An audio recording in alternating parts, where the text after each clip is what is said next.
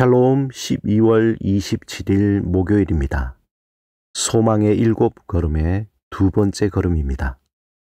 매일 아침 말씀 묵상과 오후에 삶을 돌아보는 성찰, 그리고 저녁 기도를 통해 남은 2024년을 잘 매듭지으며 2025년을 준비하는 시간이 되시길 바랍니다. 이 시간 시편 말씀을 읽고 묵상하며 하나님 앞에서 침묵으로 기도드리겠습니다. 시편 101편 1절에서 2절. 내가 인자와 정의를 노래하겠나이다. 여호와여, 내가 주께 찬양하리이다. 내가 완전한 길을 주목하오리니 주께서 어느 때나 내게 임하시겠나이까. 내가 완전한 마음으로 내 집 안에서 행하리이다.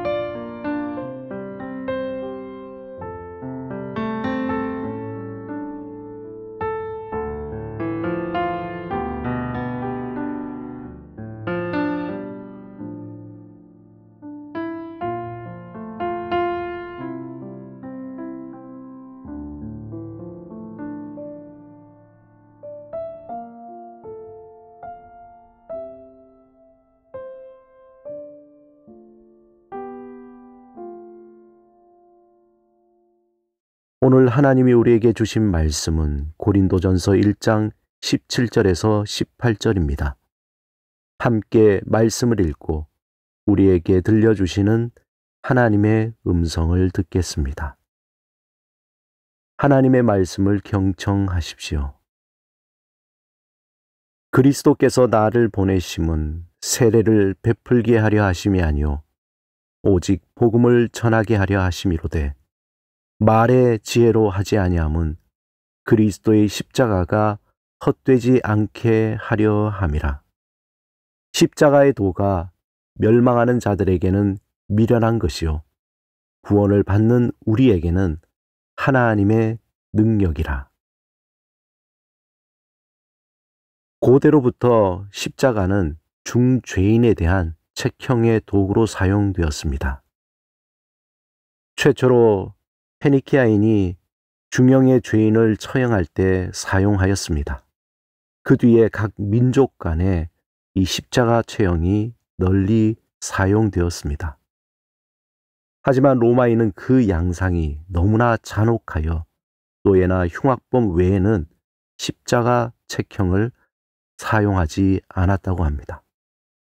예수 그리스도 역시 중죄인으로서 십자가에 달렸던 것입니다. 이 십자가는 처형의 상징이요 수치의 상징이었습니다. 그렇다면 초대교회의 기독교를 상징하는 것은 무엇이었을까요? 바로 물고기였습니다. 박해가 심했던 초대교회 때에 기독교인끼리 서로 바닥에 물고기 모양을 그리면서 서로의 신앙을 확인했습니다. 그 후에 실제적으로 기독교의 상징이 십자가로 등장한 것은 십자가 운동 때였습니다. 6세기까지도 십자가는 이교도의 상징으로 여기며 기독교 미술에서 표현을 금기시했습니다.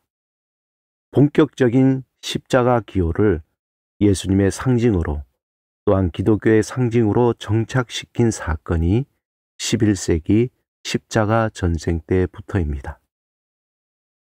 십자가가 좀 더 깊이 있게 신학적으로 세상에 드러난 것은 종교개혁을 일으킨 마틴 루터 때부터였습니다. 이전까지 십자가 신학이라는 개념은 전무했습니다. 중세 스콜라 신학을 대표하는 것은 십자가 신학이 아닌 영광의 신학이었습니다. 영광의 신학이라는 것은 인간의 능력에 근거하여 그리고 자연을 통해서 하나님을 알고 하나님과 직접 관계를 맺으려는 신학입니다. 그러므로 영광의 신학 관점에서 십자가는 바보짓이요 연약성이라고 보았습니다. 한마디로 우리의 선한 의지와 선한 행동과 우리의 지혜를 통해서 하나님의 얼굴을 볼 수 있다는 신학입니다. 루터에 의하면 십자가에 달리신 그리스도 안에 진정한 신학과 진정한 신인식이 있습니다. 십자가는 인간의 성공이나 번영의식을 깨트립니다. 하나님은 그리스도의 죽음 속에서 우리를 만나십니다. 그래서 인간은 그리스도의 죽음을 자기의 죽음으로 경험하게 됩니다. 십자가에서 하나님의 연약하고 우둔한 것이 나타납니다. 십자가에서 하나님의 능력이 아니라 하나님의 무능함이 드러납니다. 그런데 하나님의 그 능력은 직접적으로 계시되지 않고 역설적으로 그의 무능과 낮아짐 속에서 드러납니다. 당시 고린도 교회에는 많은 분쟁이 있었습니다. 특별히 파벌에 대한 분쟁이 있었는데 어떤 사람은 나는 바울파라, 나는 아볼로파라, 나는 베드로파라, 나는 그리스도파라 그렇게 주장하며 서로 간에 긴장된 갈등이 있었습니다. 어떻게 보면 매우 인간적인 관계 형성입니다. 그곳에는 하나님의 은혜도 예수 그리스도의 사랑과 헌신도 없습니다. 오직 인간적인 행위, 인간적인 영광, 인간적인 높음만이 있었습니다. 이때 바울은 고린도 교회 교인들을 향해 오직 십자가만을 바라보라고 강하게 권면하고 있습니다. 우리의 구원, 우리의 자유, 우리의 평화, 우리의 소망, 우리의 기쁨은 예수 그리스도가 십자가에서 자신의 생명을 들여 죽으심으로 우리에게 선물로 주신 것입니다. 그 십자가는 무엇을 자랑하기 위해 드러내는 것이 아니라 오히려 우리의 무능과 결핍과 절망과 나약함을 드러낼 때 하나님의 능력, 그 능력이 나타나는 것입니다. 우리는 진정 십자가의 신앙을 잃어가는 시대에 살고 있습니다. 우리의 지식과 능력과 경험을 통해서 하나님의 능력과 하나님의 영광을 드러낼 수 있다고 자만하고 있습니다. 하지만 하나님의 그 능력은 연약한 십자가 뒤에 숨겨져 있습니다. 십자가 앞에서 이러한 진실한 고백이 있을 때 그곳에 하나님의 능력이 나타납니다. 우리가 약할 때, 우리가 낙심할 때, 우리가 쓰러지고 무너질 때에 바로 그곳에 십자가의 능력이 새로운 소망과 자유와 하나님의 은혜가 부어질 것입니다. 무엇보다 십자가의 도를 더 깊이 알아가는 삶, 예수를 알고 예수 안에 성장하고 예수를 증거하는 삶을 위해 순종하고 헌신할 때 우리의 삶이 살아납니다. 오늘 하루 어떻게 하면 복음 살리는 소리를 전할 수 있을까에 집중하는 삶을 살면 우리의 삶은 살아납니다. 하나님의 은혜와 도우심이 우리에게 부어집니다.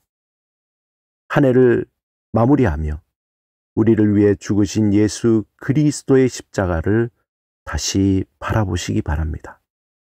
그곳에 복음 살리는 소리를 증거하는 사명을 위해 다시 한번 순종하고 헌신하는 삶이 되시길 주님의 이름으로 축원합니다. 함께 기도드리겠습니다. 주님, 우리의 죄와 허물을 용서하시고 우리를 불쌍히 여기시며 주의 자비를 베풀어 주소서. 오직 십자가만을 바라보며 우리의 영이 깨어나 우리의 생각과 마음을 새롭게 하셔서 오직 주의 은혜만을 구하며 살아가게 하소서. 예수 그리스도 이름으로 기도드립니다. 아멘.